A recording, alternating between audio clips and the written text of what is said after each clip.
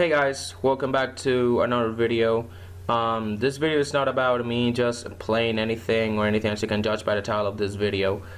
This is more appreciating all the hard work that Gamefreak has done. This is not just me joining the hashtag Thank You Gamefreak movement that Mystic Cumbrian just created. So yeah, I just watched Mystic Cumbrian's video and it inspired me to join the movement because a lot of the things he said are true, and I have seen some of that firsthand. And let me just seriously say let me just send out first of all a massive F you to anyone who sends death threats to Gamefreak. It's not okay. Anyone who leaks, anyone who is leaking information about the Pokemon Sword and Shield, Gamefreak has spent so much hard work putting that under the rug just for some casual nobody to just ruin it for them. F you to you as well. You never want that to happen to you, so why do you do that to others? So yeah, most of this hate, of course, stems from the Gamefreak's decision to not include every Pokemon in the National Pokedex. I saw a leak on Facebook, I believe. I don't use Facebook that much. I just check it every so often, but I saw a thread or a post on Facebook where they said that there were gonna be around only 400. There were not even gonna be 500 of the 800 something Pokemon that are right now. There were gonna be only 400 Pokemon from Gens 1 to 8, and it was gonna be something like 60% of every regional Pokedex, of every Pokemon in any regional Pokedex is gonna be included in Pokemon Sword and Shield. That accounts for around 400, less than 500 Pokemon.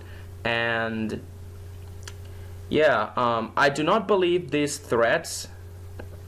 I do not believe them. Not because I don't want to be spoiled, but because most of these leaks turn out not to be true. I've been checking on Cerebi.net ever since 2006, and most of these leaks that Cerebi has posted, they have been debunked as fake. So I do not believe those posts. But still, I applaud Gamefreak for tracking down all of this, for controlling all of this, because after all, I understand why they're doing this. They are trying to keep as much information as possible under the rug, and it has worked. Like, we are so hyped for Pokemon Sword and Shield. I of course don't have a Nintendo Switch, so I can't play the games. However, when I get one, if I ever got my hands on one, Pokemon Sword and Shield will be the first game, or one of the first games I will play, because there are a lot of many cool Nintendo Switch games out there. There's a reason for that. I haven't been on that Nintendo Switch craze a lot because I'm in college. I'm a college senior, and work is my main priority. But when I use time when I feel stressed or depressed, I've had a hard day, a bad day, gaming has always been there for me.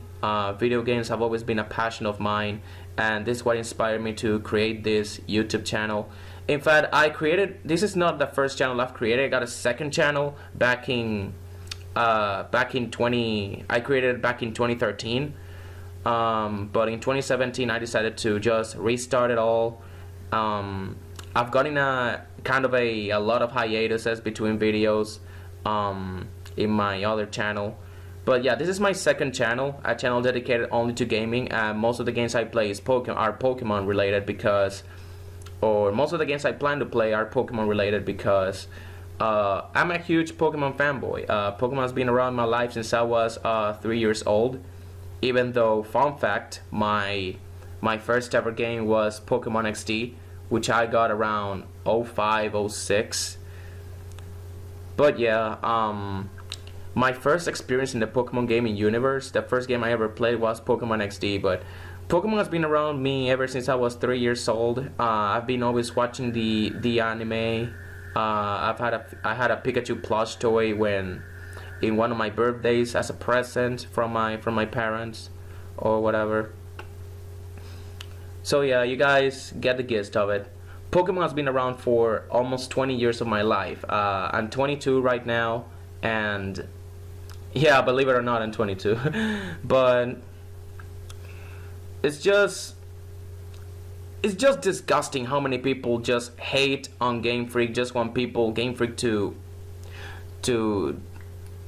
just die, just send death threats there. That's just not okay. Look what you've done, guys, to Game Freak. Junichi Masuda and whatnot, all that Pokemon crew was gonna be assisting the release of Pokemon Sword and Shield next week, but they did not.